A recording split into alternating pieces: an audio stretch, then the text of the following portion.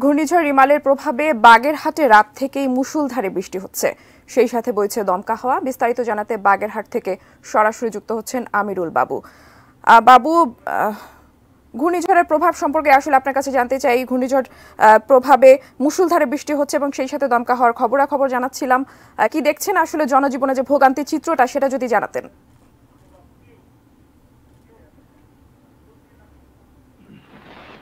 টুম্পা, আপনি জানেন যে গতকাল রাত থেকে কিন্তু ঝড়ো হাওয়া বয়ে যাচ্ছে বাগেরহাটে, সেই থেকে প্রচন্ড পরিমাণে বৃষ্টি।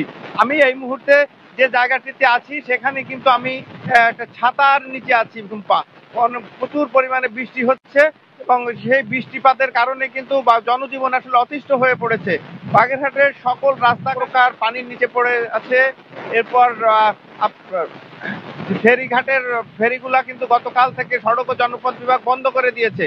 সেই সাথে কিছুক্ষণ আগে আমি সড়ক বিভাগের নির্বাহী কর্মকর্তার সাথে কথা বলেছি। তিনি জানিয়েছেন যে ওনাদের যে ফেরি ঘাটগুলি রয়েছে, ঘাটের পল্টনের গোড়া যে অ্যাপ্রোচ রয়েছে, রাস্তাটি রয়েছে, সেই রাস্তাটি কিন্তু অনেকটাই ভেঙে গিয়েছে এবং তার উপর যে পানির প্রবাহ যাচ্ছে। তো টুম্পা, আমি আরেকটু কথা জানিয়ে রাখছি যে আপনি যে সুন্দরবন, যে মায়ের কোলের মতো আমাদেরকে দিয়ে রাখে, সেই জায়গাটি, সেই সুন্দরবন কিন্তু আসলে ভালো নাই। একদিকে যেমন তাণ্ডব চালিয়েছে ঘূর্ণিঝড় রিমাল, সেই সাথে কিন্তু জলোচ্ছ্বাস, যেখানে 5 থেকে 6 ফুট জলোচ্ছ্বাস হয়েছে। সেখানে যে সুন্দরবনকে যারা ভালো রাখে, সেই বন্য প্রাণীরা যে আসলে কেমন আছে, এমনটি এখন ভাবনার বিষয়। মোংলা বন্দর কর্তৃপক্ষের সঙ্গে কথা হয়েছে যে তাদের মালামাল খানামা কিন্তু বন্ধ করে রেখেছেন তারা। সাথে এই যে দমকা হাওয়া, বাগেরহাটে যে বেড়িবাঁধগুলি রয়েছে, সেই বেড়িবাঁধগুলি কিন্তু হুমকির মুখে আছে। বেশ কিছু বেড়িবাঁধে ভাঙনের কারণে এলাকা প্লাবিত হয়েছে।